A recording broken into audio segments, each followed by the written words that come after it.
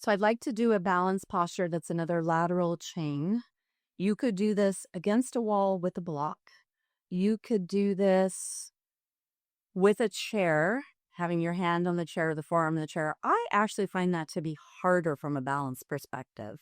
You could do it near a sofa or near the back of a chair or even a piece of furniture. What you need is at your hip, so you just need it to be this tall. Your hip could actually touch something. And we're going to balance on the side of our hip joint, which is not something we do in our regular life, balancing on the side of our hip.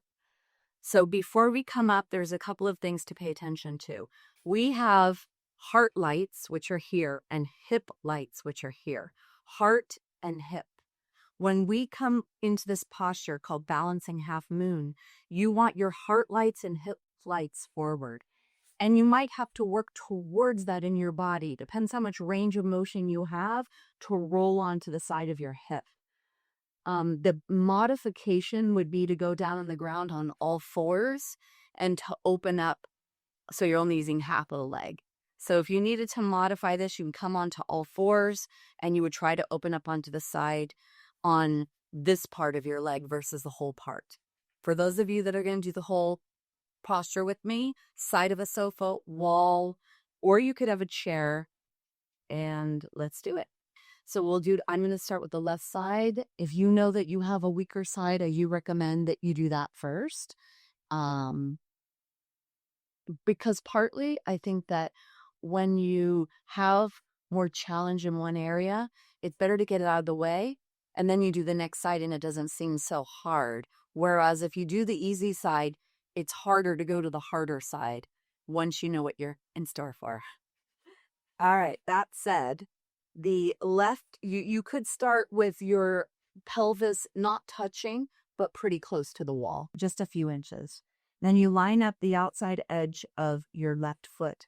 Grab the floor with the foot. We always want to be at it. Now, to bend safely with osteoporosis, we never want to flex our spine because that's going to contribute to compression fractures.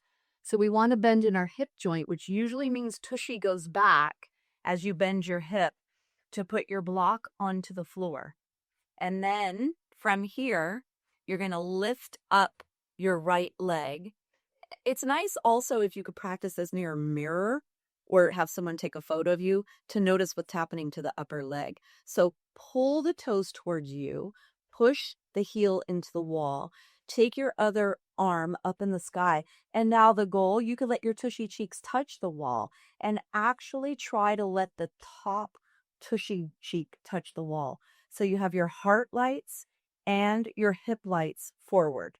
That's the goal. And then you want that upper leg to be lifted. You could start to reach the arm over a little farther if you'd like. That's going to bring in more stretch on that upper body. The back of the hand touches a wall. The heel touches a wall.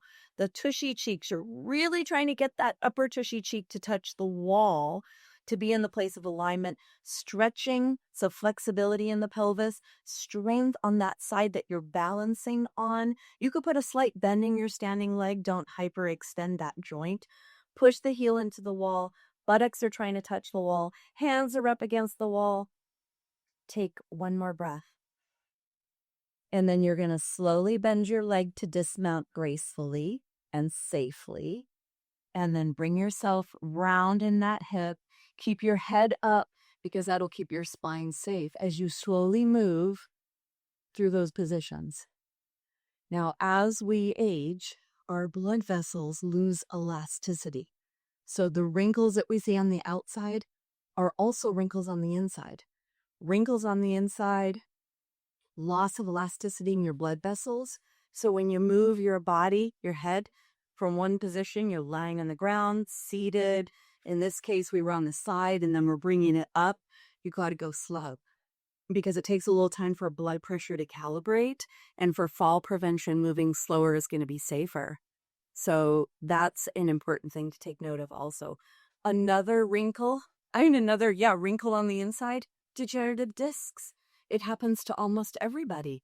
So when you hear the word degenerated discs, we all have them if we're over 50, or many of us have them over 50. So accepting the wrinkles on the inside, doing the best we can to minimize whatever we can outside and inside. Let's go the other side. In. Right side.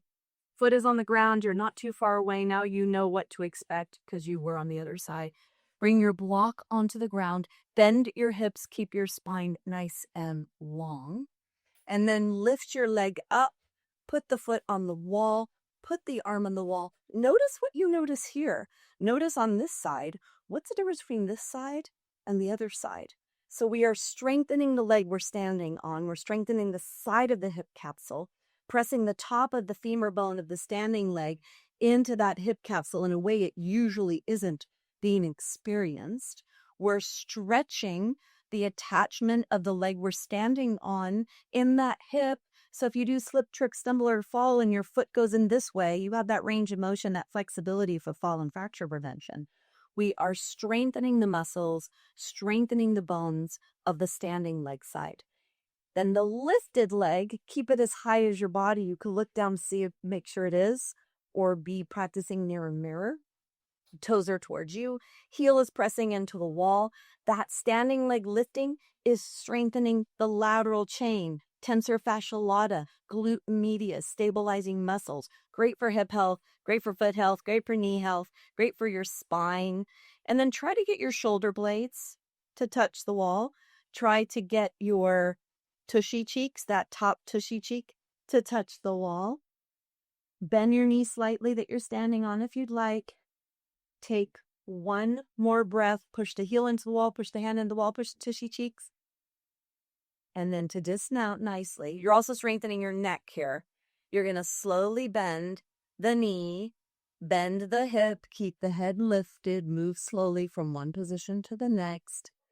Bring yourself up and rest in Tadasana, mountain pose. A triangle is the strongest shape in nature. Embody the energy of a mountain right now. Close your eyes if you can. Feel the stability in your skeleton when you stack your joints. Feet under ankles, ankles under knees, knees under hips. Your pelvis, make sure your pelvis is aligned. Align the opening of the bottom of the pelvis, opening at the top of the pelvis. Opening now of the bottom rib cage, top rib cage. Push the head back for most of us to find that alignment of the base of the skull to the top of the rib cage.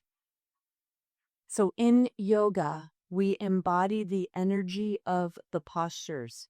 The posture mountain, that is sturdiness, structure, stability. And we are trying to bring that in. So bring it in energetically, bring it in physically as you work on the alignment of your joints. And then energetically bring it into your body for that stability, that structure. You could visualize a mountain when you're doing this, if that's something that works for you. Visualize a mountain. Mouth closed, breathe in and out through your nose. Take one more breath. And then relax. If you're looking for support for your bone health, join me in the Stronger Bones lifestyle. I have a community that is only $27 a month. And what will you get for that? You get live Q&As with me and other guest experts I bring in. I teach live yoga therapy classes every week, a cooking class every month, and most importantly, a community of women all working towards the same goal: stopping bone loss and building stronger, fracture-resistant bones naturally. Join us.